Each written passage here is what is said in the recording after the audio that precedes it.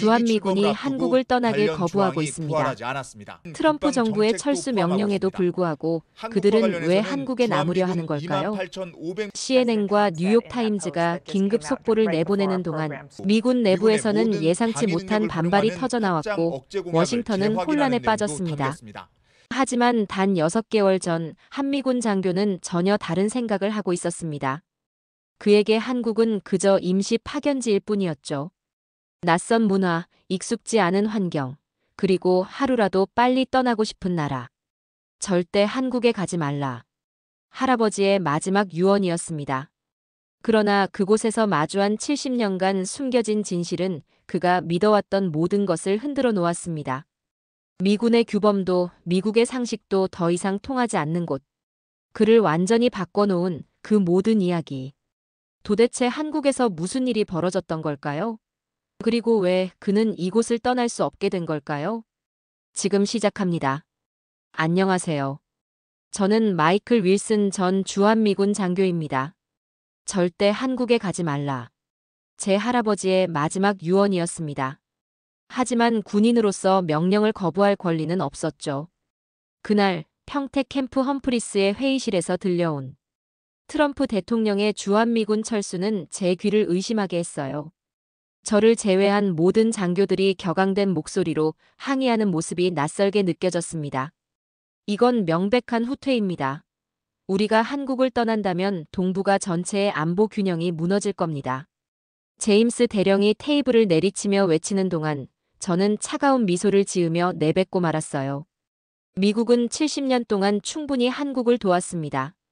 언제까지 케어를 해줘야 하죠? 평화협정도 없는 분단 국가를 위해 우리가 계속 희생할 이유가 있나요? 순간 회의실이 얼어붙었습니다. 몇몇 장교들의 얼굴이 분노로 붉게 달아올랐어요. 윌슨 중위, 당신은 한미동맹의 가치를 모욕하고 있어. 스콧 소령이 의자에서 벌떡 일어났습니다. 톰슨 대령이 천천히 일어서며 저를 향해 걸어왔어요. 윌슨 중위, 당신은 아직 한국이 어떤 곳인지 모르는군요. 이곳은 단순한 파견지가 아닙니다. 6개월 전 인천국제공항에 첫 발을 디뎠을 때부터 제 인생은 예상치 못한 방향으로 흘러갔습니다. 파일 다운로드 속도가 눈 깜짝할 사이에 완료되는 것을 보고 놀랐어요. 와이파이가 미국보다 10배는 빠르잖아. 하지만 곧 허세겠지. 미국보다 나은 게 있을 리 없어라고 생각했습니다. 다음 날 제이슨 중령이 들어왔어요. 윌슨 중위, 좋은 소식이야. 자네가 한국군과의 합동통신 프로젝트에 배정됐네. 내일부터 시작이야. 순간 가슴이 철렁 내려앉았습니다. 이미 미군 동료들과의 업무도 버거운데 언어도 문화도 다른 한국군과 일한다는 생각에 숨이 막혀왔어요. 다음 날 한국군 통신부대에 도착했을 때 저를 맞이한 것은 예상치 못했던 최첨단 시설이었습니다. 미군 시설보다 더 현대적으로 보이는 장비들이 즐비했고 모든 시스템이 효율적으로 돌아가고 있었어요. 그곳에서 김준호 대위를 처음 만났습니다. 준호의 완벽한 영어 발음에 속으로 놀랐지만 애써 평가절하 했죠. 아마도 미국에서 공부했겠지. 보여주기식 환대일 뿐이야. 하지만 준호가 설명하는 복잡한 시스템을 보며 그런 생각들이 흔들리기 시작했습니다. 이 시스템은 북한의 전파 방해에도 안정적으로 작동하도록 설계되었습니다. 이 암호화 알고리즘은 우리가 자체 개발한 거예요. 화면에 표시된 코드를 보고 놀라움을 감출 수 없었어요. 이것은 미군에서도 아직 완벽하게 구현하지 못한 기술이었거든요. 그날 오후 합동훈련 계획을 세우는 회의에서 첫 번째 충돌이 발생했습니다. 저는 미군식 표준 절차를 고집했어요. NATO 표준 프로토콜을 사용하는 게 좋겠습니다. 모든 미군 기지에서 검증된 방식이니까요. 준호가 조심스럽게 반대 의견을 제시했어요. 윌슨 중위님, 북한의 전자전 능력을 고려하면 다른 접근법이 필요할 수 있습니다. 회의실의 공기가 순식간에 무거워졌어요. 준호는 침착하게 제안했습니다. 그렇다면 두 방식을 모두 시뮬레이션해서 어떤 것이 더 효과적인지 비교해보는 건 어떨까요? 마지못해 동의했지만 시뮬레이션 결과는 충격적이었어요. 한국군의 방식이 북한의 전자전에 훨씬 강한 내성을 보였습니다. 운이 좋았던 거예요. 중얼거렸죠. 준호는 그 말을 들었지만 논쟁을 피하고 다음 단계로 넘어갔습니다. 기지로 돌아오는 길에 미국과 한국을 비교하고 있는 제 자신을 발견했어요. 캠프 험프리스는 미국 본토 기지와 비슷하지만 주변 도시는 완전히 달랐습니다. 네온사인 가득한 거리, 끊임없이 움직이는 사람들, 고층 아파트가 빽빽이 들어선 풍경. 미국 텍사스의 넓은 하늘과 끝없는 지평선과는 너무나 달랐죠. 이곳의 모든 것이 제게는 답답하게 느껴졌습니다. 일과가 끝난 후 준호가 제안했습니다. 윌슨 중위님, 시간 되시면 근처 술집에 가볼까요? 프로젝트 이야기도 더 나눌 수 있을 것 같습니다. 평소라면 거절했겠지만 그날은 왠지 모르게 수락했어요. 아마도 그의 전문성에 대한 호기심 때문이었을까요? 작은 술집에서 소주를 마시며 준호와 대화를 나누기 시작했습니다. 그가 MIT에서 컴퓨터 공학을 전공했다는 사실을 알게 됐어요. 미국에서 좋은 직장을 구할 수 있었을 텐데 왜 한국으로 돌아왔어요? 솔직한 호기심에 물었습니다. 준호는 잠시 생각에 잠겼다가 대답했어요. 많은 사람들이 한국을 떠나 더 큰 기회를 찾아가지만 저는 여기 남아 우리나라를 지키고 싶었어요. 미국에서 좋은 경험도 했지만 결국 내 뿌리는 여기에 있으니까요. 그의 말에 묘한 감동을 느꼈습니다. 애국심과 사명감, 그리고 자신의 나라에 대한 자부심. 감정을 숨기기 위해 소주잔을 들었지만 내심 준호에 대한 존경심이 생기기 시작했습니다. 술이 몇 잔 오가자 마음을 조금 열었어요. 오늘 시뮬레이션에서 보여준 기술은 정말 인상적이었어요. 솔직히 놀랐습니다. 준호는 웃으며 잔을 들었죠. 우리는 서로에게 배울 것이 많아요. 그래서 이런 합동 프로젝트가 중요한 거죠. 숙소로 돌아와 서랍에서 그 오래된 사진을 다시 꺼내보았습니다. 한국 전쟁 당시 미군과 한국군이 함께 찍힌 흑백 사진. 중앙에는 로버트라는 이름이 희미하게 적혀 있었고 사진 뒷면에는 희미한 글씨로 평화의 달이 1953이라고 적혀 있었어요. 할아버지, 왜 한국에 가지 말라고 하셨을까? 그 질문이 머릿속을 맴돌았습니다. 어느 화창한 아침, 갑작스러운 비상 사이렌이 울렸습니다. 급히 통신부대로 달려갔어요. 부대에 도착하자 모든 요원들이 분주하게 움직이고 있었습니다. 무슨 일이에요? 준호에게 물었죠.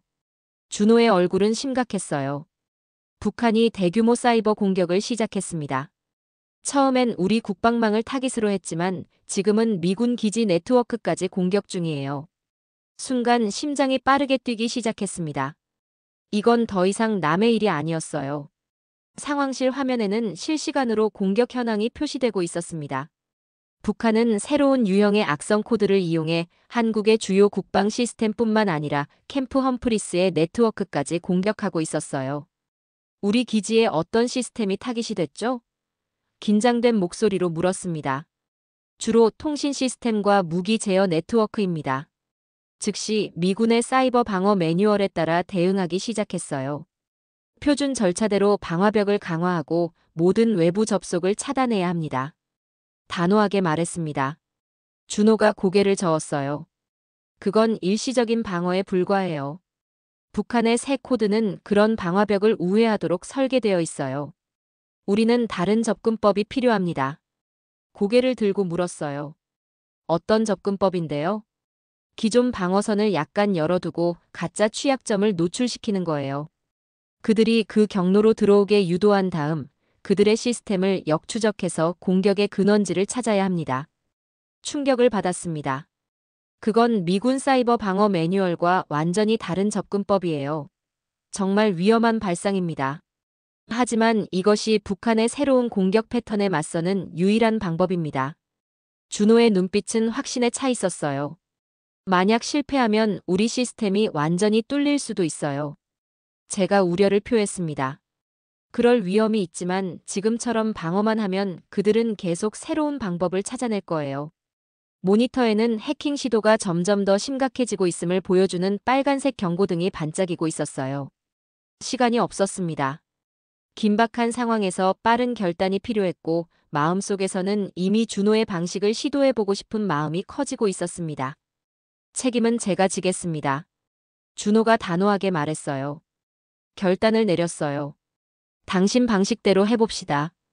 준호의 팀은 신속하게 움직였어요.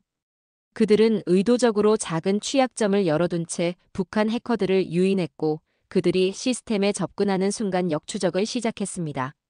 몇 분 안에 그들은 공격의 원천을 찾아냈고 정확한 반격을 가했어요. 3시간의 긴박한 사이버 전쟁 끝에 북한의 공격은 완전히 차단되었습니다. 더 놀라운 것은 한국군의 역공격으로 북한 해커들의 일부 시스템이 마비되었다는 것이었어요. 경이로움을 감추지 못했습니다. 당신의 전략은 정말 대단했어요. 미군 매뉴얼에 없는 접근법인데도 완벽하게 작동했습니다. 준호는 겸손하게 미소 지었어요. 우리는 계속해서 북한의 방식에 적응해야 해요. 그들의 공격 패턴은 매일 변화하니까요. 이 사건은 저에게 중요한 깨달음을 주었습니다. 규칙과 매뉴얼을 맹목적으로 따르는 것이 아니라 상황에 맞게 유연하게 대응하는 능력의 중요성을 실감했어요. 그리고 한국군이 보여준 그 적응력과 창의성에 진심으로 감탄했습니다. 그날 저녁 준호와 함께 기지 근처 작은 포장마차에 앉아 성공적인 작전을 자축했어요. 솔직히 말하면 처음엔 한국군의 능력을 과소평가했어요. 솔직하게 말했죠. 준호는 미소 지었어요. 우리 모두 서로에게 배울 점이 있어요. 저도 미군의 체계적인 접근법에서 많이 배우고 있습니다. 술이 몇 잔 오가고 대화는 자연스럽게 더 깊어졌습니다. 처음으로 제 이야기를 조금씩 털어놓기 시작했어요. 사실 나한테 한 장의 사진이 있어. 한국 전쟁 때 찍힌 거야. 할아버지 유품 중에 있었는데 할아버지는 한국 이야기하는 걸 항상 거부했어. 돌아가시기 전에 절대 한국에 가지 말라는 유언을 남기셨지. 준호의 눈빛이 호기심으로 반짝였어요. 정말요? 왜 그러셨을까요? 어깨를 으쓱했습니다. 그게 내가 한국에 오는 것을 싫어했던 이유 중 하나야. 그런데 이제는 할아버지의 유언 뒤에 어떤 이야기가 숨어 있는지 알고 싶어졌어. 준호는 잠시 생각에 잠겼다가 말했어요. 혹시 도움이 필요하시면 말씀해 주세요. 한국 전쟁 관련 기록을 찾는데 도움을 드릴 수 있을 것 같아요. 처음으로 한국에서 진정한 동료를 만난 것 같은 느낌이 들었어요. 할아버지의 비밀을 파헤치기 위해 어머니에게 전화를 걸었습니다. 어머니, 혹시 할아버지의 한국전 관련 유품들이 더 있나요? 일기나 편지 같은 것들. 어머니는 놀라워했어요. 지하실에 할아버지 상자가 있긴 한데 거기 뭐가 들었는지는 잘 모르겠구나. 일주일 후 어머니에게서 사진들이 도착했습니다. 할아버지의 일기장, 편지들, 그리고 더 많은 사진들이었죠. 일기장의 페이지를 넘기면서 충격적인 사실을 발견했습니다. 할아버지 로버트는 한국인 동료 김태준과 깊은 우정을 나눴고 어떤 작전 중 그를 잃었다고 기록되어 있었어요. 그리고 그 상실감에 대한 끝없는 자책과 죄책감을 토로하고 있었습니다. 할아버지가 한국을 미워한 것이 아니라 자신의 죄책감과 슬픔을 피하기 위해 한국을 멀리했던 것이었어요. 준호에게 이 내용을 알렸고 그는 진심으로 관심을 보이며 도와주겠다고 했습니다. 군 기록을 조회해 볼게요. 하지만 솔직히 말씀드리면 70년 전 기록은 접근하기 어려울 수 있어요. 특히 특수 임무였다면 더욱 그렇죠. 며칠 후 준호는 헐레벌떡 저를 찾아왔습니다. 윌슨 중위, 김태준 중사의 기록을 찾았어요. 하지만 일반적인 방법으로는 열람이 불가능하대요. 다음 날 서울 용산의 국방부 기록 보관소를 방문했어요.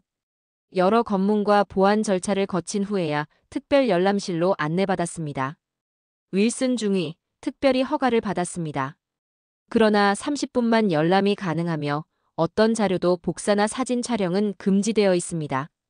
오래된 기록 파일이 제 앞에 놓였습니다. 손이 떨렸어요. 김태준 중사. 1951년 11월 독수리 작전 중 실종 처리됐다가 3달 후 극적으로 생還했다는 기록이 있어요. 심장이 빠르게 뛰었습니다. 기록은 계속 이어졌어요. 김태준 중사는 1955년에 명예 제대했고 2010년에 사망했네요. 그런데 어째서 할아버지는 이 사실을 끝까지 모르고 자책했던 걸까요? 뭔가 빠진 부분이 있다는 생각이 들었어요. 혹시 김태준 중사의 가족에 대한 정보도 있나요? 떨리는 목소리로 물었어요. 김대령은 다른 파일을 꺼냈습니다. 그의 손자가 서울에 살고 있습니다. 김민호라는 사람이죠. 현재 대학에서 역사학 교수로 일하고 있어요. 열람 시간이 끝난 후 국방부를 나왔습니다. 준호는 김민호의 연락처를 알아내는데 성공했어요. 어떻게 할 거예요? 준호가 물었습니다. 깊게 숨을 들이마셨어요. 연락해 볼 거예요. 그날 저녁 떨리는 손으로 전화기를 들고 번호를 눌렀습니다. 몇 번의 신호음이 울리고 나서 차분한 남자의 목소리가 들렸어요. 여보세요? 안녕하세요. 저는 마이클 윌슨이라고 합니다. 미군으로 현재 한국에 주둔 중인데요. 제 할아버지가 한국 전쟁 당시 김태준 중사와 함께 근무했습니다. 잠시 침묵이 흐른 후 민호의 목소리가 떨리는 것이 느껴졌어요. 로버트 윌슨의 손자분이신가요? 그 순간 충격으로 말문이 막혔습니다. 어떻게 아셨죠? 할아버지께서 자주 로버트 윌슨 소위 이야기를 하셨어요. 주말, 떨리는 마음으로 민호의 집을 방문했습니다. 현대적인 아파트 문을 열자 친근한 미소를 지닌 남자가 저를 맞이했어요. 그의 눈빛에서 왠지 모를 친밀감이 느껴졌습니다. 민호는 차분한 목소리로 할아버지들의 이야기를 들려주었어요. 1951년 겨울, 특수정보작전 중 태준은 적에게 발각되어 위험에 처했고 로버트는 자신의 목숨을 걸고 그를 구했다고 했습니다. 하지만 그 과정에서 두 사람은 서로 헤어지게 되었고 로버트는 태준이 죽었다고 생각했던 것이었어요. 할아버지는 윌슨 소위를 영웅으로 여기셨어요. 할아버지는 전쟁 후 윌슨 소위를 찾기 위해 미국 대사관에 여러 차례 연락을 시도하셨지만 쉽지 않았나 봐요. 민호는 서랍에서 노란 봉투를 꺼냈습니다. 이건 할아버지가 돌아가시기 전에 제게 맡기신 거예요. 언젠가 윌슨 가족을 만나게 되면 전해달라고 하셨죠. 조심스럽게 봉투를 열자 그 안에는 영문으로 쓴 편지 한 장과 태극모 공훈장이 들어있었어요. 로버트에게. 편지의 첫 문장을 읽기 시작하자 눈에 눈물이 고였습니다. 내 오랜 친구이자 은인인 당신에게 이 편지가 닿길 바랍니다. 당신이 나를 구해준 그날 이후로 매일 감사의 기도를 드렸습니다. 당신의 용기와 희생은 내 삶 전체를 통해 나를 이끌었습니다. 내가 받은 이 훈장은 사실 당신이 받아야 할 것입니다. 당신의 가족에게 전해주십시오. 영원한 우정으로 김태준. 할아버지들이 평생 간직한 유대감이 이제 저희를 통해 다시 이어지고 있었어요. 민호와의 만남은 저에게 결정적인 전환점이 되었습니다. 한국에서의 시간을 완전히 다른 시각으로 바라보기 시작했어요. 어느 날 준호가 저에게 뜻밖의 제안을 했어요. 윌슨 중위, 이번에 저희 한미 합동 사이버 보안 프로젝트가 새로 시작되는데 당신 같은 인재가 필요합니다. 혹시 관심 있으신가요? 눈을 크게 떴습니다. 새 프로젝트요? 하지만 제 파견 기간이 곧 끝나요. 준호는 고개를 끄덕였어요. 알고 있습니다.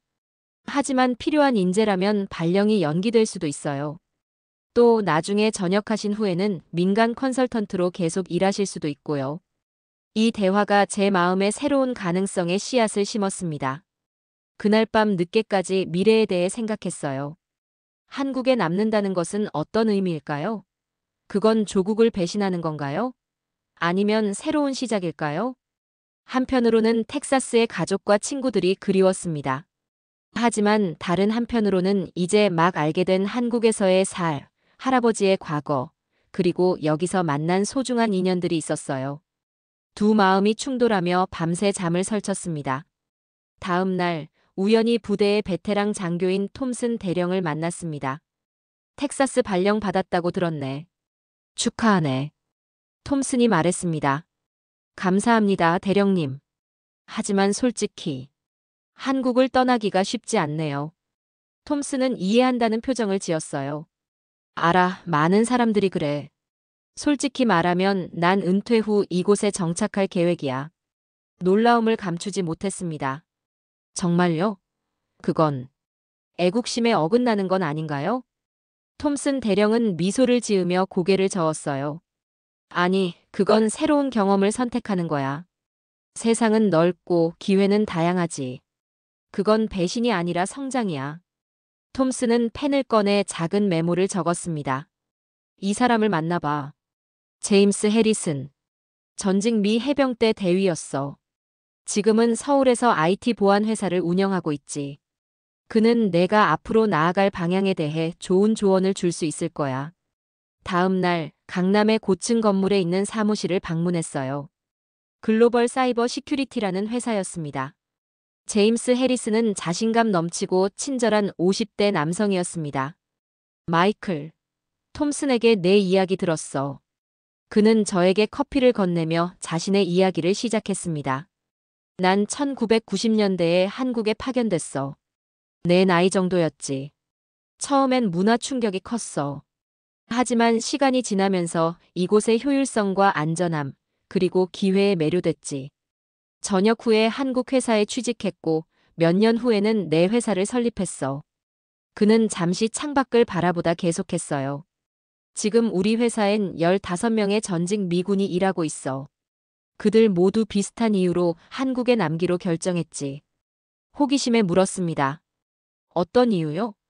안정적인 생활, 효율적인 시스템, 낮은 범죄율. 그리고 무엇보다 많은 기회죠. 생각에 잠겼습니다. 제임스는 이어서 말했어요. 우리는 이걸 코리안 드림이라고 불러.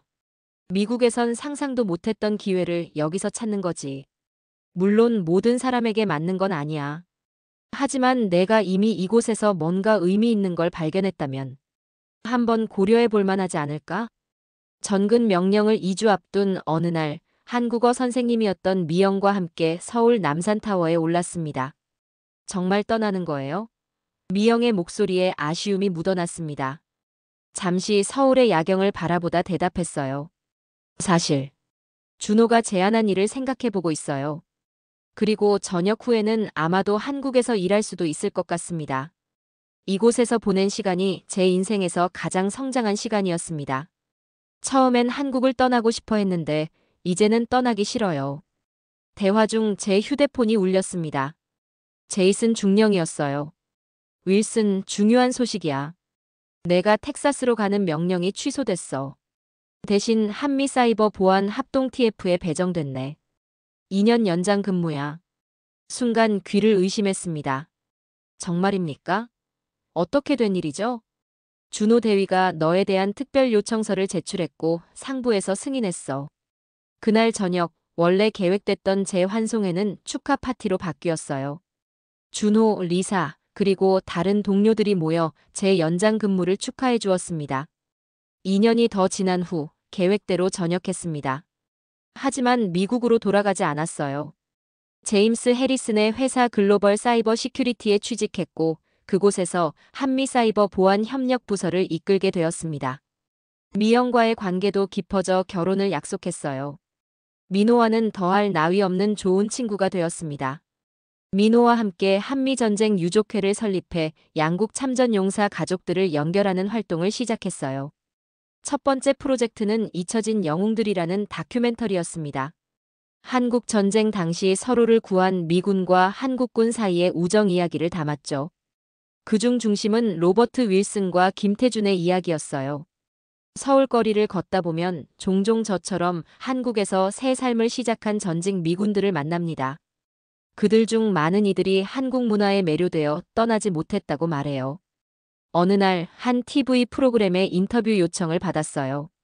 주제는 한국에 정착한 외국인들이었습니다. 왜 하필 한국을 선택하셨나요? 진행자가 물었어요.